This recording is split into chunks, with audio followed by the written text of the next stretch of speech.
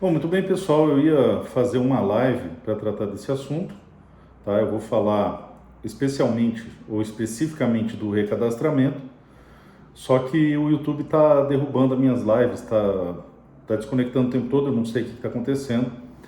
Então eu espero que o áudio e o vídeo estejam razoáveis para a gente poder tratar desse assunto. Bom, o que acontece? Veio o recadastramento, que a gente sabe que é absolutamente ilegal, absolutamente inconstitucional, e a gente não conseguia compreender, eu pelo menos estou falando por mim, tá? Eu não consegui entender o que era e para que era. E me posicionei que enquanto eu não entendesse o que estava acontecendo, eu não decidiria.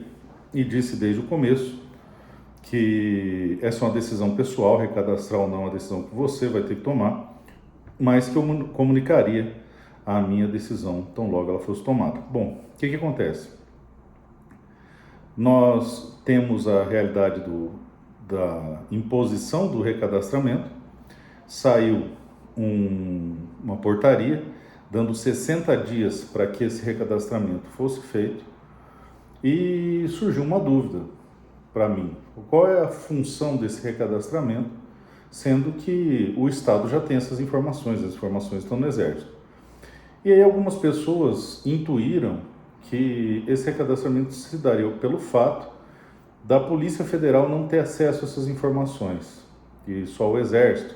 Então seria uma forma da Polícia Federal ter acesso a essas informações para posteriormente realizar algum tipo de confisco ou coisas do gênero. Pois muito bem. No meu caso em específico, não faria a menor diferença porque eu já viajei de avião com todo o meu acervo, cada hora com algumas partes do acervo, e quando você viaja de avião com o seu acervo, você registra no Sinarme esse acervo, né? Você tem um formulário lá para despachar arma de fogo pela Polícia Federal e fica salvo lá. Então tem meu acervo todo já salvo na Polícia Federal por esse sistema e por esse mecanismo. E aí eu tive uma reunião no DFPC semana passada e me foi dito que a Polícia Federal já tem acesso a esse banco de dados, já tem todas essas informações. E aí eu me questionei para que serviria o tal recadastramento. Qual o motivo, uma vez que o Estado já tem essas informações, e agora eu sei que tanto o Exército quanto a Polícia Federal já tem essas informações. E vendo outros canais, pensando sobre o tema, discutindo com outras pessoas, analisando o que foi feito em alguns regimes ditatoriais, principalmente em relação ao desarmamento, eu intuí, tá? Isso aí não tem como a gente falar, foi isso ou não foi, mas intuí que a razão é criar uma dificuldade quase que intransponível, uma vez que existem quase 1 milhão de CACs. Se você fazer o recadastramento em 60 dias, é impossível, o sistema não comporta. Tá? Eu tenho inúmeros relatos no Brasil inteiro de que o sistema para emissão de guia não está funcionando, de que o sistema de recadastramento não está funcionando, está dando bug. Então seria impor uma necessidade, criar uma dificuldade para cumpri-la, para que houvesse o máximo de apreensões com ar de legalidade nessas apreensões, porque a pessoa, teoricamente, não cumpriu uma determinação que seria o recadastramento. Nessa perspectiva, seria conveniente que as pessoas que optaram por recadastrar, e eu estou deixando isso bem claro, eu vou explicar para vocês depois, fizessem isso o mais breve possível, senão não vai se mostrar viável. O grande problema disso é que, além do sistema digital não estar comportando a demanda, existem poucas delegacias da Polícia Federal no Brasil. A Polícia Federal não tem a capilaridade que a Polícia Civil tem, por exemplo. Então, no meu estado, em algumas hipóteses, você tem que se deslocar mais de 300 quilômetros da sua cidade até a cidade onde tem Polícia Federal. E isso expõe a sociedade a um risco muito grande. A pessoa está transitando com um acervo sem o porte de trânsito, tem uma forma de defendê-lo, simplesmente para cumprir um capricho que não tem função nenhuma, não existe nada que justifique isso aí. Isso é tremendamente assustador. No entanto, eu reitero mais uma vez que essa é uma decisão pessoal e muito provavelmente eu estou inclinado a fazer o recadastramento porque não há uma razão plausível para não fazer, uma vez que eles já detêm todas as informações. A questão é, será que eu vou conseguir fazer isso a tempo? É uma dúvida que eu tenho, porque eu tenho uma semana muito atribulada, eu fico a maior parte do tempo em Brasília e eu teria que estar no Mato Grosso do Sul para poder levar meus equipamentos até a Polícia Federal. Então não sei se eu vou conseguir fazer a tempo, mas estou pensando sinceramente em fazer o recadastramento, porque como eu disse, eles já têm essas informações. Então seria uma armadilha você não fazer, justamente para justificar uma medida mais drástica. Pois muito bem, eu recebi uma carta aberta do Coronel Assis Brasil. Eu até vou ver se eu tenho o telefone dele para ligar para ele, antes de eu tomar a decisão, falando sobre a desobediência civil nesse caso. E quando você opta pela desobediência civil, você tem que estar disposto a arcar politicamente com todas as consequências que a desobediência civil impõe. Então, o que isso quer dizer? Que uma vez tendo optado por não cumprir o que o Estado mandou, ou seja, bater de frente com o Estado, você tem que estar disposto a ter uma ação política na sua desobediência e não cumprir aquilo que o Estado mandou, seja resistindo com advogados, outros preceitos, e aí nós temos alguns problemas, graves inclusive. Porque quando você vai resistir com advogados, você parte do pressuposto que você tem um devido processo legal, só que nós não temos mais devido processo legal. Prova disso é que o STF atropelou qualquer possibilidade de contestação do decreto em si, e aí eu quero abrir um aspas para dizer para vocês que nós estamos fazendo uma ação coletiva que não ataca o decreto, tá? Ela trata dos efeitos do decreto, principalmente os efeitos pretéritos do decreto, tá? Os efeitos dos atos realizados anteriormente. Então eu peço a você que é membro do ProArmas de todas as categorias, todas, sem exceção, 38, todas, tá? Que mande para o nosso e-mail, tá? Você deve ter recebido um e-mail aí, uma procuração assinada e um kitzinho de documentos, tá? Já é para ter esse e-mail aí com vocês. Se não tiver, de hoje para amanhã vocês vão estar recebendo, então eu peço que respondam para a gente poder entrar o mais rápido possível com a ação coletiva. Pois muito bem. Então, judicialmente, não haverá resistência aos efeitos, ao decreto em si, tá? Aos efeitos a gente é questionável, porque o STF disse que o decreto é constitucional, não se pode atacar o decreto, tá? Então, alguns efeitos eu acho que é possível ainda, em tese, você questionar, e assim nós faremos a ação coletiva nesse sentido. Pois muito bem. Então, resta como desdobramento da desobediência civil o não cumprimento e aí o escalonamento do não cumprimento. Então, como é que funcionaria a desobediência civil nesse caso? Você não recadastra, você vai ser instado a apresentar essas armas, né, ao confisco dessas armas, porque você não cumpriu uma exigência do Estado, equivalente ao que aconteceu em 2003. Em 2003, todo mundo tinha arma registrada na Polícia Civil, de repente passou a valer só o Sinarme, e quem não recadastrasse essas armas naquele momento ficaria numa situação de ilegalidade. Eram aproximadamente 8 milhões de armas, aproximadamente 500 mil recadastraram. Então ficou mais de 7 milhões de armas na ilegalidade. Bom, nessa ocasião, o recadastramento, que foi chamado de anistia na época, que é um termo equivocado, porque é anistia de algo que é lícito, não faz sentido. Então era um recadastramento para você refazer um registro que existia na Secretaria de Segurança Pública do Estado, na Polícia Civil, você fazer na Polícia Federal. Isso foi prorrogado, se eu não estou enganado, até 2009. Então foram 6 anos de prorrogação e ainda assim o resultado foi pífio, de 8 milhões, 500 mil foram recadastradas, né? Ou eles chamaram de anistia, um troço completamente absurdo. Pois muito bem.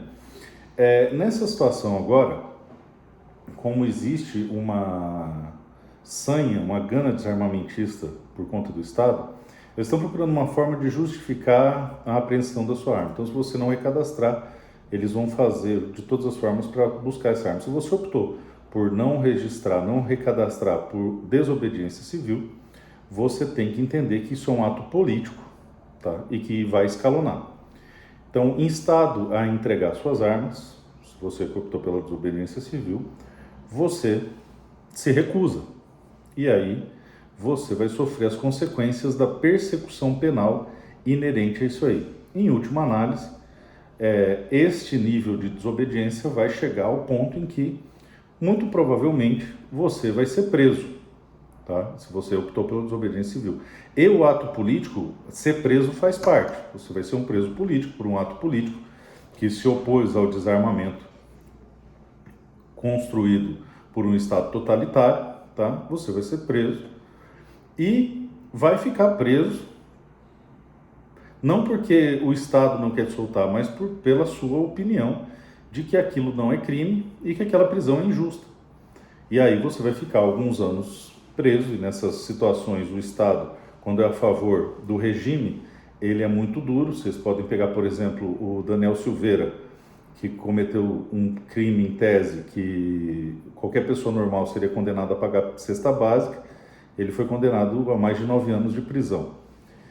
E aí, você, optando pelo caminho da desobediência civil, abraçaria essa prisão e seria um exemplo de resistência civil pacífica, estando preso por todo aquele período. Eu não acredito que nós tenhamos um número suficiente de pessoas dispostas a pagar esse preço, de ficar alguns anos preso em desobediência civil. Mas, como eu disse, é uma decisão pessoal e você tem que tomar essa decisão. Essa decisão não é minha, essa decisão é tua. No entanto, eu recomendo que você esteja ciente das consequências dessa decisão para que você as tome. Eu confesso mais uma vez que eu estou inclinado a realizar o recadastramento. Então, se você está esperando a minha opinião do que eu vou fazer, o que eu não vou, eu digo a você, se eu tiver tempo, é bem provável que eu vá recadastrar. Então, se você está inclinado a recadastrar, faça isso o mais rápido possível. E reitero que se você é membro do ProArmas 454762, se você é membro do 762, nós estamos fazendo o recadastramento gratuito. Tá? Assim que a gente terminar do 762, a gente vai fazer para o 454 gratuito. E assim que a gente terminar do 454, a gente vai fazer para o 357 gratuito. Assim que terminar, a gente faz para o 38 gratuito. Por que nessa escala? Porque a gente está dando prioridade numa escala decrescente, mas a gente quer fazer gratuito aí para tentar ajudar aqueles que, repito, querem fazer o recadastramento, que eu repito, é uma decisão pessoal. Agora, se você optou por não fazer, é importante que você conheça as consequências de enfrentar um Estado desarmamentista em um regime de exceção. E é exatamente por isso que você vai passar, e é exatamente essa situação que você vai enfrentar. Então, se optar por fazer isso, que faça sabendo dos desdobramentos, tá? Como eu disse, eu ainda não fiz o meu recadastramento, mas estou inclinado a fazê-lo se eu tiver tempo. Confesso que é uma decisão muito difícil para mim, ainda não tomei essa decisão, mas identificando como uma armadilha que o Estado quer que você não faça, para que ele imponha o seu totalitarismo contra você, talvez seja a medida mais inteligente nesse momento a ser feita, já que a intenção é que o menor número de pessoas possível faça o recadastramento para sentir a mão pesada de um Estado totalitário desarmamentista. Pois muito bem. E aí você deve se questionar, e os PDLs? Bom, nós conversamos com o presidente Arthur Lira e há a possibilidade que esses PDLs tramitem. Só que temos alguns problemas. A Câmara ainda não está em pleno funcionamento, e o pleno funcionamento só começa depois que as comissões forem instaladas. O que acontece? Os projetos de lei, o PDL, em última análise, é um projeto de decreto legislativo, a tramitação é muito parecida, ele tem que ser pautado e votado na Câmara, depois pautado e votado no Senado. E vocês viram no 3723 o tanto que está enrolado, desde 99. Mas mais que isso, existe a falsa impressão que os PDLs contra os decretos andaram muito rápido. Só que isso é uma falsa impressão, porque sequer foram votados. E o que foi votado, sequer foram votados. E o que aconteceu? Quando veio aquele decreto dando porte para todo mundo, ele foi votado só no Senado, foi derrubado só no Senado e não foi sequer pautado na Câmara. E daí o presidente Bolsonaro cancelou aquele decreto e fez 3 mais a menos. Posteriormente, assim que nós fizemos os decretos de 2021, se eu não estou enganado, eles só foram pautados vários meses depois no Senado. vários meses depois. E não foi votado, tiraram de pauta. Por quê? Porque viram que iam perder no mérito, porque a gente estava trabalhando bastante a articulação naquela ocasião e tínhamos uma possibilidade muito grande de obter o êxito, em derrubar o PDL. E ali, ainda que se ele fosse aprovado, ele ainda iria para a Câmara.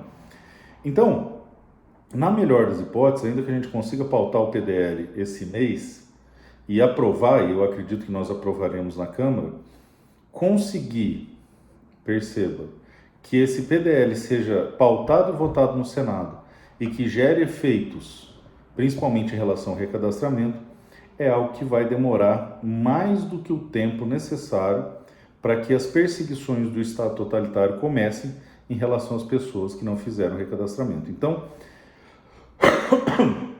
repito, a decisão de recadastrar é uma decisão pessoal.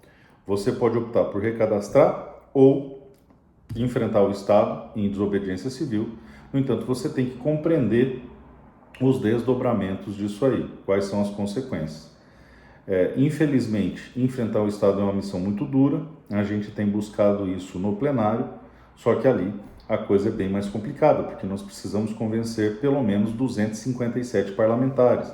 E ao contrário do que as pessoas acreditam, nós não temos uma maioria folgada. Muito pelo contrário, o regime tem uma maioria apertada, então existe uma tensão muito grande ali. Ora nós conseguimos uma maioria, ora não conseguimos. Então, pautas polêmicas como armas de fogo é sempre um pouco mais complicado se construir essa maioria, porém, a maioria ali é contra o confisco ou fechamento total de clubes. Por essa razão, acredito que na Câmara o PDL passa, tá? Então é mais ou menos esse o cenário. Acreditamos que o PDL pode ser pautado, acreditamos que o PDL possa ser votado e acreditamos que ele possa ser aprovado na Câmara com uma certa tranquilidade. No entanto, não há como garantir que isso aconteça no Senado, onde ele também precisa ser pautado, votado e aprovado para daí então surtir algum efeito, tá? Então isso pode demandar um tempo que seja suficiente para as pessoas sentirem a mão pesada e persecutória do Estado, tá?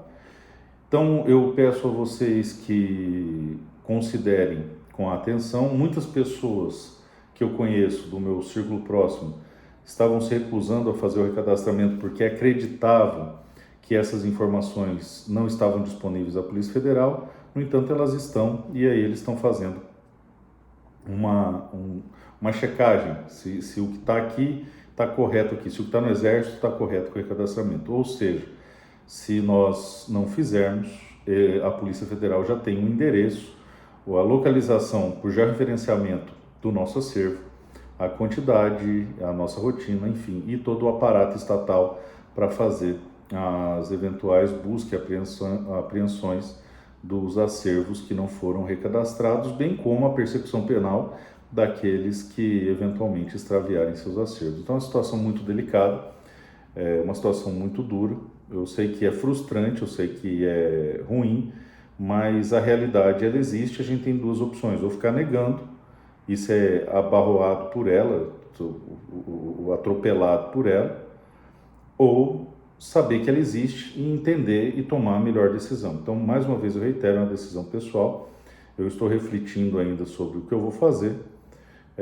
Não sei se eu vou conseguir em tempo hábil fazer o recadastramento, principalmente porque eu fico mais em Brasília do que em Campo Grande e eu preciso fazer meu recadastramento lá. Mas já tem notícias de estados onde não há agenda para fazer a apresentação do equipamento, de sistemas do sistema digital do Exército não está funcionando em diversos estados e também do recadastramento não. Então, são esses os pontos que você tem que considerar e as consequências que você tem que considerar e ver até onde você está disposto a ir contra esse Estado totalitário. Eu reitero que se você estiver inclinado a fazer, faça o mais rápido possível. Nós continuaremos trabalhando para derrubar o decreto, continuaremos trabalhando para derrubar a portaria. São dois PDLs diferentes.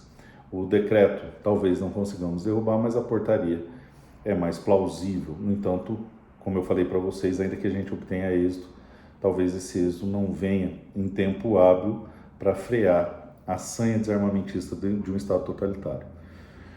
São esses os pontos. Então eu peço a vocês que pensem com carinho. Sei que muita gente vai ficar indignada, mas a realidade é dura a realidade é ruim, a realidade é terrível e é essa a realidade. E convido a todos que quiserem ver como é o meu trabalho, o que eu estou fazendo, como eu estou fazendo, que venham a Brasília, conhecer o gabinete, passar um dia com a gente, tá? Para você ter uma ideia, eu cheguei ontem quase meia-noite aqui e estou desde cedo analisando os decretos anteriores, o decreto atual e me reunindo com várias pessoas, inclusive vários coordenadores do ProArmas, para que a gente possa tomar as melhores decisões possível. A propósito, nós estamos com um projeto piloto de formação das sedes do ProArmas em cada estado. No Rio de Janeiro, em breve nós teremos a inauguração, agora em Pernambuco, vamos ver Goiás também. E aí os coordenadores farão cada um de cada vez, igual eu fiz o Projeto Brasil, dar uma reorganizada em tudo, porque nós temos que começar a pensar isso em décadas e não em anos, e estruturar uma base política forte, estruturar uma militância forte, para que a gente possa mudar essa realidade, pelo menos para os nossos filhos ou para os filhos dos nossos filhos. Deixar de ser uma política de governo e passar a ser uma política de Estado, direito à legítima defesa e a prática de esporte. E é uma luta inglória, é muito duro, mas se vocês pararem para pensar, até pouco tempo atrás, em menos de uma década, a gente jamais imaginaria que teríamos direitos que estão sendo atacados hoje, que se concretizaram. Então eu tenho esperança e tenho fé que com o tempo nós conseguiremos resolver isso aí. Bom, pessoal, são essas considerações, estou à disposição de vocês. E lembro a todos que esse ano tem 9/7 de novo, e mais do que nunca é importante a gente mostrar nossa força, deixar nossas diferenças de lado e entender que o Estado é o nosso maior inimigo, o Estado desarmamentista e com sangue totalitário. Deus abençoe abundantemente a todos vocês e um forte abraço.